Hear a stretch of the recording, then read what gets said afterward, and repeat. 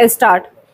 पांचवी पीढ़ी के उन्नत लड़ाकू विमानों का देश में ही निर्माण करने और उसमें निजी क्षेत्र का सहयोग लेने की रक्षा मंत्री राजनाथ सिंह की घोषणा एक ऐसा फैसला है जो और पहले ले लिया जाना चाहिए था।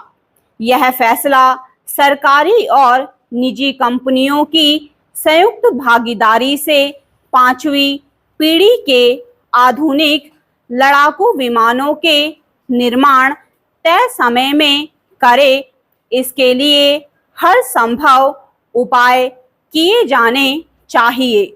इसलिए और किए जाने चाहिए क्योंकि उन्हें दूसरे देशों से खरीदने में विदेशी पूंजी का व्यय होने के साथ कई तरह के दबावों का भी सामना करना पड़ता है। कई बार विमान मिलने में देरी होती है। यही स्थिति अन्य रक्षा सामग्री के मामले में भी देखने को मिलती है।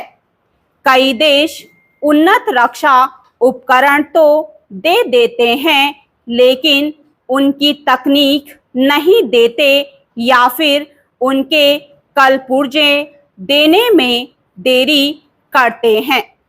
इसकी अनदेखी नहीं की जा सकती कि पर्याप्त संख्या में तेजस लड़ाकू विमान बनाने में इसलिए विलंब हो रहा है क्योंकि अमेरिका उनके लिए इंजन देने में आनाकानी कर रहा है। इन विमानों के निर्माण में देरी को लेकर वायुसेना अध्यक्ष निराशा भी जता चुके हैं। माना जाता है कि अमेरिका तेजस लड़ाकू विमानों के लिए इंजन देने में इसलिए देरी कर रहा है ताकि वह भारत को अपने लड़ाकू विमान बेच सके। आज जब युद्ध के तौर तरीके बदल रहे हैं तब भारत को हर तरह की रक्षा सामग्री स्वदेश में ही बनाने में इसलिए सक्षम होना होगा क्योंकि ऐसा करके ही वह सच्चे अर्थों में महाशक्ति बन सकता है। प्रारंभ में विदेशी कंपनियों का सहयोग लेने में हर्ज नहीं क्योंकि ऐसा करके ही तेजी के साथ उन्नत रक्षा सामग्री का निर्माण किया जा सकता है।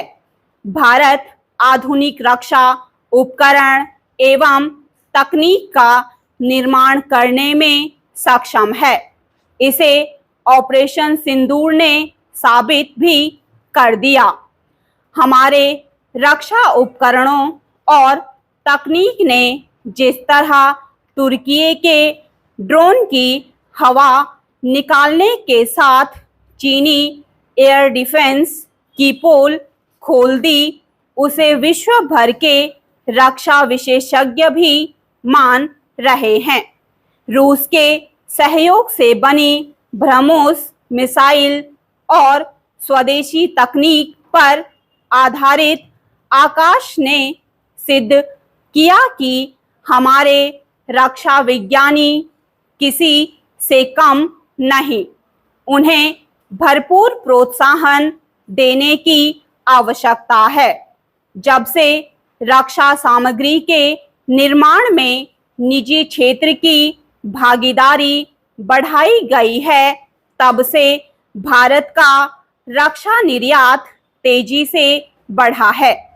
रक्षा मंत्रालय के ताजा फैसले के बाद सरकारी और निजी क्षेत्र की कंपनियों के शेयर जिस तरह उछले, उससे यही पता चलता है कि देश रक्षा क्षेत्र में आत्मनिर्भर होने के लिए प्रतीक्षारत था।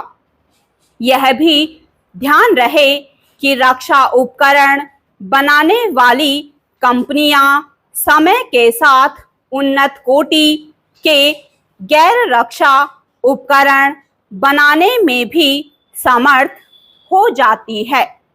स्टॉप।